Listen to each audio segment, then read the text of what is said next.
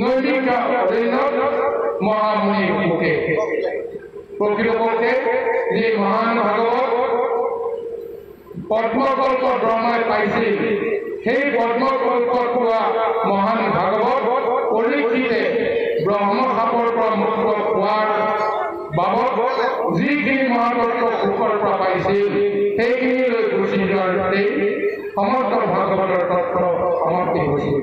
কেৱল কলিযুগৰ নৰসকলক মায়াৰ গতিৰ স্বৰূপটো উপলব্ধি কৰি মায়াৰ লগত কেনেকৈ আমি সম্বন্ধ কৰিব লাগে এই তত্ত্বটো আধ্যাত্মিক আৰু পাৰমাৰ্থিকভাৱে বিশ্লেষণৰ কাৰণে মহামুনি মাৰ্কেন্দ্ৰীয় এই মহা আখ্যানটো সংযোগ কৰিছিল। এই ব্ৰহ্মস্ত্ৰ এইজন মহামুনি মাৰ্কেন্দ্ৰীয় মৃকেন্দ্ৰ ঋষিৰ পুত্ৰ। তেওঁ জন্মসূত্ৰে ব্ৰহ্ম জ্ঞান প্ৰাপ্ত হোৱাৰ সূত্ৰে তেওঁ মায়া সংসাৰত আহিও মায়াৰ লগত তেওঁ কোনো ধৰণৰ সম্বন্ধ হোৱা নাছিল আৰু সেই মায়া সম্বন্ধ নকৰাকৈ তেওঁ ব্ৰহ্ম জ্ঞানী ৰূপ লৈ ভগৱন্তৰ নামতে তপ জপ ধ্যান ধাৰণা কৰি পৰমায়ু সমাপ্তি হোৱাৰ সন্ধিক্ষণত যেতিয়া উপনীত হ'ল তেতিয়া তেওঁৰ মনত এটা অসন্তুষ্টি ভাৱ আহি গ'ল। এই অসন্তুষ্টি ভাৱটো এনেদৰে তেওঁ ব্যক্ত কৰিবলৈ কৈছে যে প্ৰভু ভগৱানৰ সৃষ্টিত মই এই মায়া সংসাৰলৈকে আহিলোঁ, কিন্তু মই প্ৰভু ভগৱন্তৰ মায়াৰ দৰ্শন মই নাপালোঁ, মায়াৰ স্বৰূপটো মই উপলব্ধি কৰিব নোৱাৰিলোঁ।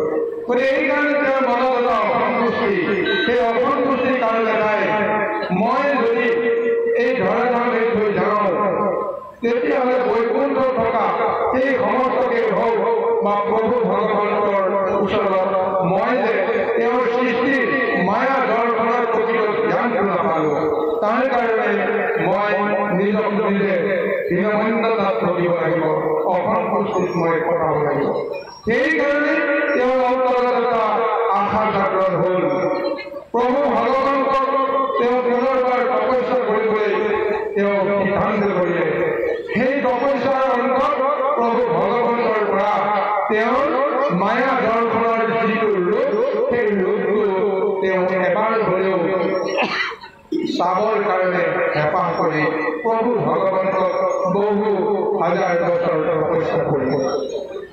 তপস্যাৰ অন্তত প্ৰভু ভগৱন্ত সন্তুষ্ট হৈ তেওঁ নিজৰ এই অংশ তাৰ নৰ নাৰায়ণ ৰূপত মহামুনিৰ ৰূপত তেওঁ আহি মাৰ্কেন্দ্ৰীয় ঋষিক দৰ্শন দিলে আৰু দৰ্শন দিয়াৰ পিছত তেওঁৰ স্তুতিত বা তপত সন্তুষ্ট হৈ যেতিয়া বৰ মাগিবৰ কাৰণে তেওঁ আহ্বান কৰিলে তেতিয়া লগে লগে মাৰ্কেন্দ্ৰীয় ঋষিয়ে প্ৰভু ভগৱন্তক নাৰায়ণ নৰ নাৰায়ণক অনন্ত কোটি ব্ৰহ্মাণ্ডৰ অধিকাৰীজনৰ স্বৰূপটো গণ্য কৰি সেই স্বৰূপে স্তুতি কৰি মিনতি কৰিছে।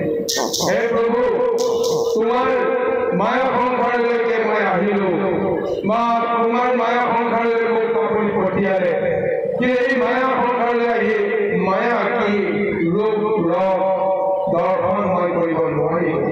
গতিকে মোৰ অন্তৰত অসন্তুষ্টিৰ এটা ভাৱ আছে। সেইকাৰণে যদি আপুনি কিবা কৰে বৰদানৰ নামত আপুনি কেৱল মোক আপোনাৰ মায়া দৰ্শনৰ স্বৰূপ অলপ হ'লেও প্ৰদৰ্শন কৰক। এই বুলি যেতিয়া তেওঁ মিনতি কৰিলে লগে লগে নৰ নাৰায়ণে তথাস্তু বুলি কৈ তেওঁলোক দুজন মাৰ্কেন্দ্ৰীয় ঋষিৰ চকুৰ সন্মুখৰ পৰা আঁতৰি গ'ল। পদত ইমানলৈকে বৰ্ণনা কৰিছে। আহক এতিয়া প্ৰভু ভগৱন্তে মাৰ্কেন্দ্ৰীয় ঋষিক মায়া দৰ্শনৰ যিটো আকাংক্ষা সেই আকাংক্ষা সফল কৰিবৰ কাৰণে যিটো ভাগ্য দিলে বা আশীৰ্বাদ কৰিলে, এই মায়া দৰ্শন এতিয়া মাৰ্কেন্দ্ৰীয় ঋষিয়ে কেনেকৈ কৰিব পাৰে আহক শুনালো আমি পদৰ মাজত বিচাৰিবলৈ।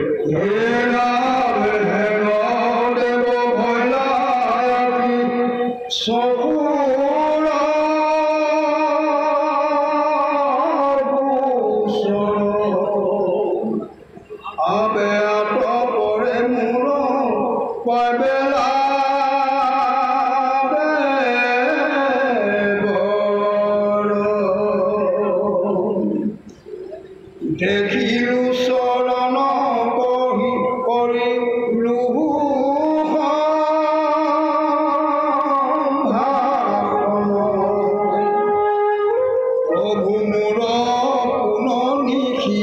জিল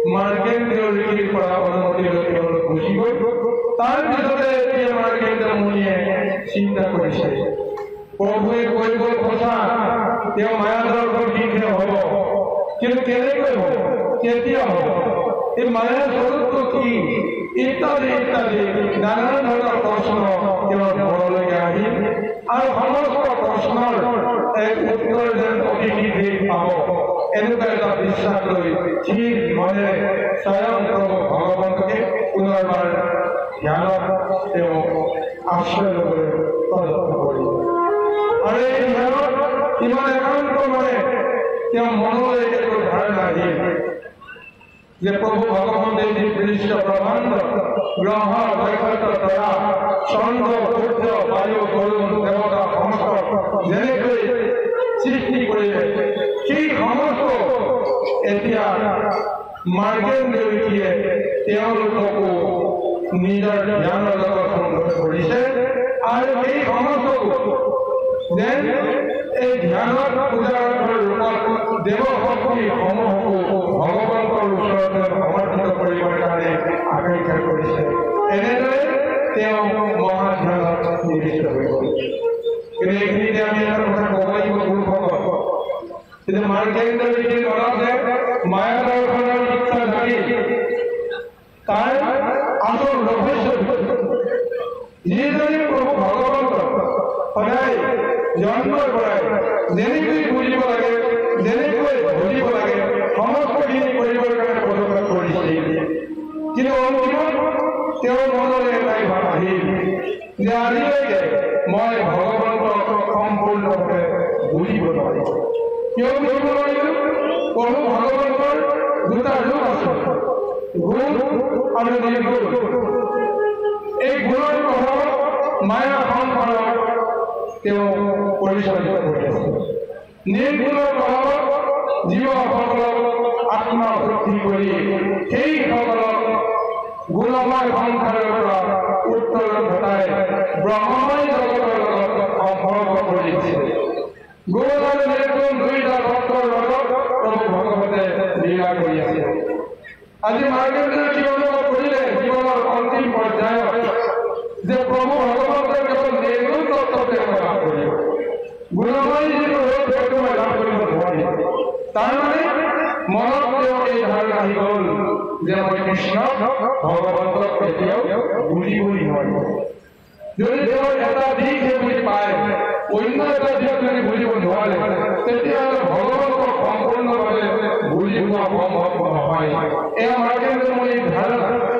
গতিকে প্ৰভু ভগৱন্তক যদি সম্পূৰ্ণভাৱে বুজিব লাগে তেতিয়াহ'লে তেওঁৰ গুণময় দিশটোকো মই বুজিব লাগিব মায়াৰ স্বৰূপটোকো মই বুজিব লাগিব আৰু মায়ান্তৰ পৰিত্ৰাণৰ উপায়টোকো ভগৱন্তে কেনেকৈ ভক্তসকলক প্ৰদান কৰি আছে এই সমস্ত তত্ত্ব বুজিলে মই ঈশ্বৰক ভালকৈ কৰিব পাৰিম এনেকুৱা এটা ধাৰণাৰে তেওঁ এতিয়া ভগৱন্তক লাভ কৰিবৰ কাৰণে পূৰ্ণৰূপত লাভ কৰিবৰ কাৰণে বুজিবৰ কাৰণে তত্ত্ব লাভ কৰিবৰ কাৰণে মায়া দৰ্শনৰ স্বৰূপটো তেওঁ নুবুজিলে নহয় মায়া দৰ্শনৰ ৰূপটো তেওঁ নাপালে নহয় সেইকাৰণে প্ৰভু ভগৱন্তক যদি পাব পৰা যায় এই তত্ত্বৰে কয় মায়া দৰ্শনৰ স্বৰূপতে প্ৰকৃততে প্ৰভু ভগৱন্তৰ প্ৰকৃত যিটো তত্ত্ব প্ৰকৃত যিটো ৰহস্য এই ৰহস্যটো লাভ কৰিব পাৰে গতিকে মায়া সংসাৰক কেন্দ্ৰ কৰিয়ে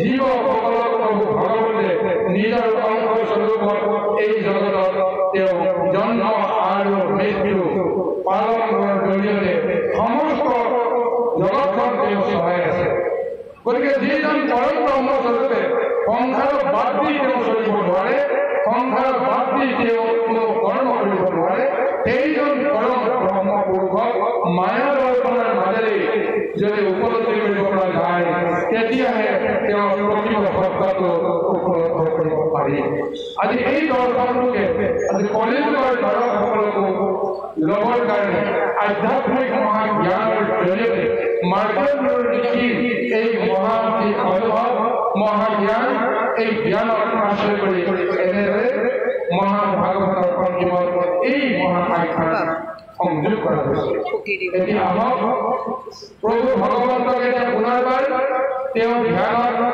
পাবৰ কাৰণে মায়া দৰ্শনৰ স্বৰূপটো আকাংক্ষা কৰি তেওঁ এই ধ্যানত তেওঁ এক প্ৰকাৰ সমাধি ধাৰণ কৰিছে। ইয়াৰ পিছতো কি লীলাৰে মায়া দৰ্শন সম্ভৱ হয়, আহক আমি পদৰ মাজলৈকে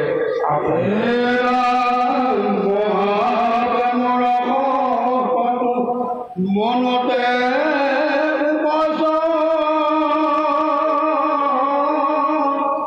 পাখৰন্ত পূজা আনন্দ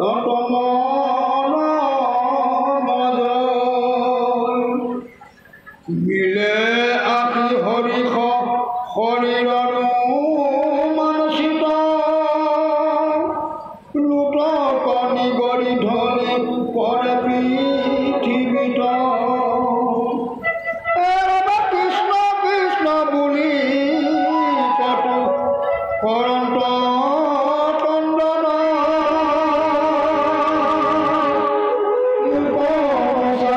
প্ৰভু ভগৱতী নন্দন হৃদয়তে দেখি কতো মূৰ্তিৰ প্ৰকাশ পায়ো পায়ো যাইবা বুলি কয়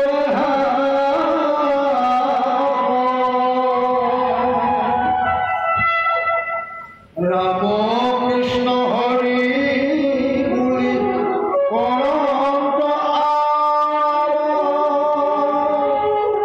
নাচন্ত গাৱন্ত প্ৰেমে আকুল স্বভাৱ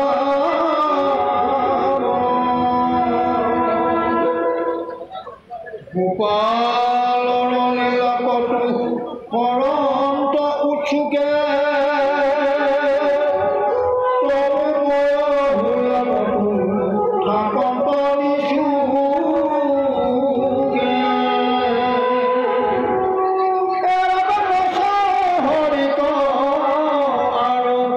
নিখিল হৃদয়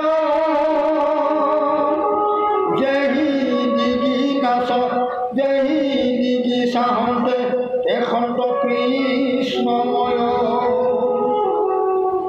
এই মতে লিখি যেবে কতো দিন আছে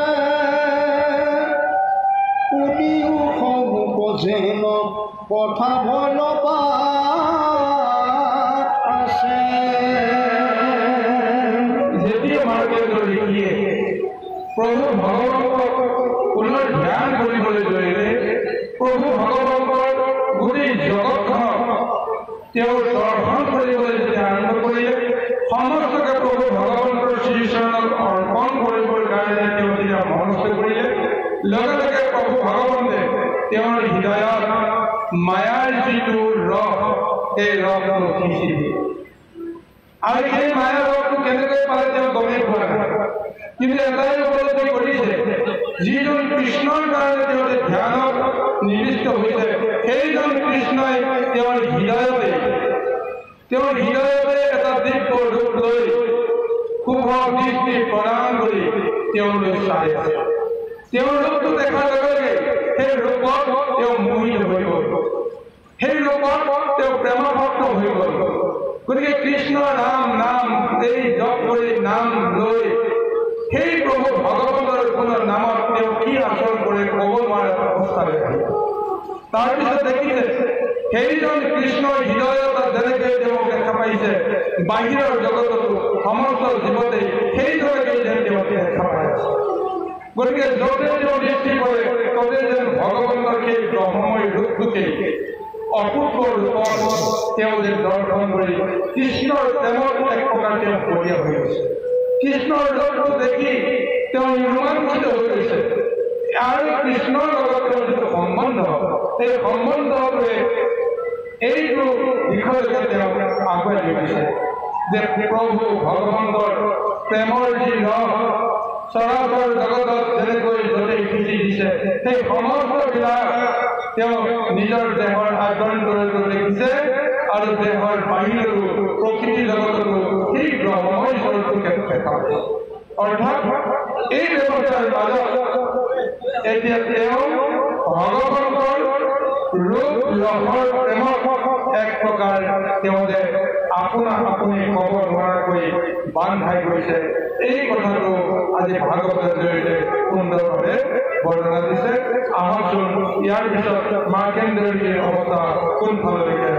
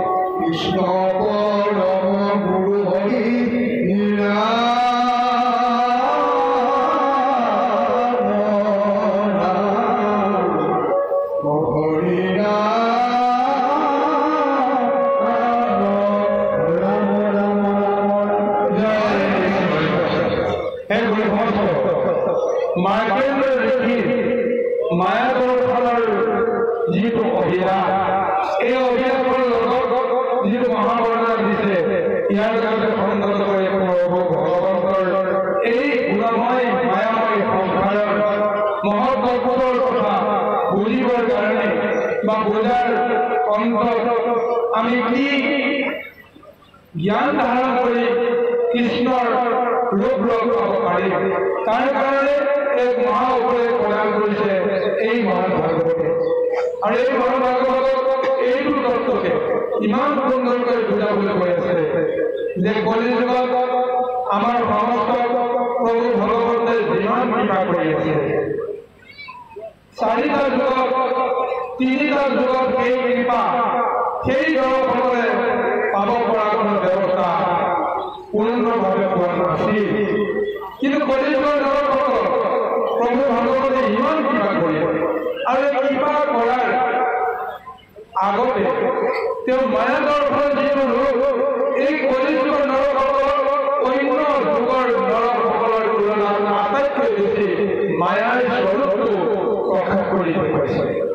আৰু সেই মায়াই অজ্ঞানত থকাৰ কাৰণে মনমতি জ্ঞান ধাৰণ কৰাৰ সূত্ৰে কলিযুগৰ নৰসকলে তৰিবৰ কাৰণে ইমান সহজে উপায় বিচাৰি নাপায়। আৰু সেই নৰসকলক তৰিবৰ কাৰণে প্ৰভু ভগৱন্তে যে নামৰ তত্ত্বৰে মহত্বৰে গুণৰ সংসাৰখন নিৰ্গুণৰ স্বৰূপটো কেনেকৈ পাব পাৰি সমস্তখিনি তেওঁ কৃপা কৰিছে। গতিকে সেই প্ৰভু ভগৱন্তে কলিযুগৰ নৰসকলক কি দিয়া নাই সেইকাৰণে কৈছে শুনা আমাৰ জীৱন জন মহাভাগৱত চিত্ৰ দিয়া শুনা কলিকালৰ এৰি এক ভৱেলৈকে আচাৰ বিচাৰ কলিৰ প্ৰভাৱে হৈলা লোক একাধাৰ। এই কলিযুগত মায়া দৰ্শনৰ স্বৰূপে সমস্ত ধৰ্মী অধৰ্মী লোকসকলক কলিৰ ভয়ে একাকাৰ কৰি পেলাইছে। জয় কৃষ্ণ। আমি সমদললৈ বাপজনাক পাঠৰ পৰা বিৰতি দিছোঁ আৰু আমি সোণাগুৰি গাঁৱৰ নবীন বৰদলৈ বাপজনাক পাঠৰখনত বহিবলৈ তেওঁৰে আহ্বান জনালোঁ। জয় কৃষ্ণ। শ্ৰদ্ধাৰ বৈষ্ণৱসকল, আমি এইখিনিতে পাঠৰ পৰা বিৰতি ল'ব বিচাৰিছোঁ। আমাৰ এজন সোণাগুৰি গুৰু আছে, তেখেতক পাঠৰ আসনত গ্ৰহণ কৰিবৰ কাৰণে অনুৰোধ জনাইছোঁ। কৃষ্ণ। গতিকে এইকাৰণে প্ৰভু ভগৱন্তে তেওঁৰ কৰ্মত জড়িত থকা সাধু সন্ত মহন্ত ৰূপী সমস্ত লোককো তেওঁৰ মায়াৰ যি পৰশ সেই পৰশটো তেওঁ সকলোকে প্ৰদান কৰিছে। আৰু এইকাৰণে কলিযুগৰ নৰসকলৰ কাৰণে এটা বৰ সাংঘাতিক এটা সমস্যা আহি যায়। যিমানেই ঈশ্বৰৰ কৰ্ম কৰিবৰ কাৰণে জ্ঞান বুদ্ধিৰে প্ৰজ্বলন কৰে সিমানেই তেওঁৰ জীৱনলৈ তেওঁৰ চাৰিওফালৰ পৰা মায়াই গৈ তেওঁক আগুৰি ধৰে।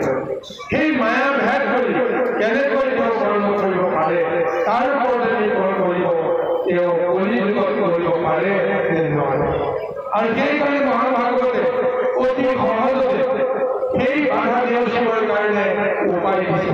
সেই উপায়টো কি? তেজৰ যুগত ধ্যান, সত্যৰ যুগত ধ্যান, তেজৰ যুগত যজ্ঞ, দাপৰৰ পূজা, কলি হৰিনাম, এই চাৰিটা যুগৰ ধৰ্ম বিচাৰ কৰি তিনিটা যুগৰ যি কৰ্ম সাধন কৰিব পৰা নাছিল ধ্যান, পূজা, যজ্ঞই যিটো কৰ্ম কৰি সমস্ত নৰে সমস্ত জীৱই মুক্তিৰ ব্যৱস্থা যেনেকৈ পাব পৰা কোনো দিশ নাছিল, কলিযুগত কিন্তু প্ৰভু ভগৱন্তৰ নাম লৈ সমস্ত লোকে কৰি যোৱাৰ এটা মহৎ নিদৰ্শন আমাক ভাগৱতৰ জৰিয়তে প্ৰদান কৰিছে। সেইকাৰণে কৈছে ঐক্যটিৰ উপমা কেনে হিৰণ কৰি নদী কৃষ্ণ বিনা নাহিয়া অগতিৰ গতি।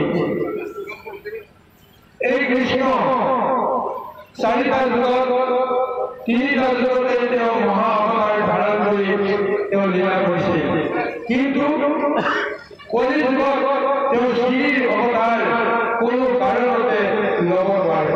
সেইকাৰণে কলিযুগৰ নৰসকলক কৰিবৰ সহজ উপায় হিচাপে দাপৰক শ্ৰীকৃষ্ণ ৰূপে জন্মগ্ৰহণ কৰি যি লীলা কৰি ঐশ্বৰিক সাধনা কৰি থৈ গ'ল সেই তত্ত্বখিনিকে বিশ্লেষণ কৰি তেওঁৰ নাম গুণৰ তত্ত্ব আমি যদি হৃদয়ে ধ্যান কৰিব পাৰোঁ তাৰ মাজতে সেইজন প্ৰভু ভগৱন্তক বাংময় মূৰ্তিৰ ওপৰত হৃদয়ত আমি লাভ কৰিব পাৰোঁ। আৰু তাৰ সহজ পন্থা হিচাপে প্ৰভু ভগৱন্তে পৰীক্ষিতক ব্ৰহ্মভাৱৰ পৰা কেনেকৈ মুক্ত কৰাব পাৰি কলিযুগৰ আদি ৰজা প্ৰথম ৰজা শ্ৰেষ্ঠ ৰজা সেইজনক কলিয়ে কেনেকৈ গান কৰিলে, কলিয়ে কেনেকৈ গান কৰাৰ পিছতো তেওঁ কলিকালৰ পৰা মুক্ত হৈ কেৱল ভগৱন্তৰ গুণানুকীৰ্তন ধাৰণ কৰাৰ সূত্ৰে তেওঁ মুক্তিৰ পন্থটো লাভ কৰিলে। এই দৰ্শনটো ভাগৱত প্ৰদানৰ জৰিয়তে ভাগৱতৰ মূৰ্তিৰ ৰূপত ভগৱন্তৰ বাংমন যিটো স্বৰূপ মূৰ্তি, সেই মূৰ্তিটো যি সমস্তে নামৰ তত্ত্বৰে চাব পাৰে, বিচাৰিব পাৰে, কলিযুগৰ দৰ্শকসকল সেই তত্ত্বতে সমস্ত বিষয় সংসাৰ কলিমলৰ পৰা মুক্ত হ'ব পাৰে। গতিকে সেইকাৰণে সুখে দুখে আপদে বিপদে যেনেকৈ নহওক কৃষ্ণৰ নাম সৰ্বক্ষণতে আমি হৃদয়ত ল'ব লাগিব, কৃষ্ণৰ নাম আমি মুখেৰে উচ্চাৰণ কৰিব পাৰিব লাগিব। এই সূত্ৰেই আমাৰ মহাপুৰুষে প্ৰদান কৰিছে। আহত পুৰুষসকল যি কৃষ্ণৰ হৃদয়ত লৈ এতিয়া মাৰ্কেন্দ্ৰ ঋষিৰ হৃদয়ত এতিয়া মায়াৰ স্বৰূপটো প্ৰকাশ পাই আছে। মায়া দৰ্শন পাবলৈ বিচাৰিছে, কিন্তু এতিয়া সেই মায়া দৰ্শন কেনেকৈ তেওঁ লাভ কৰে নিশ্চয় পৰৱৰ্তী পদত সুন্দৰভাৱে বৰ্ণনা দিছে। আহক প্ৰভুজনৰ কণ্ঠৰে আমি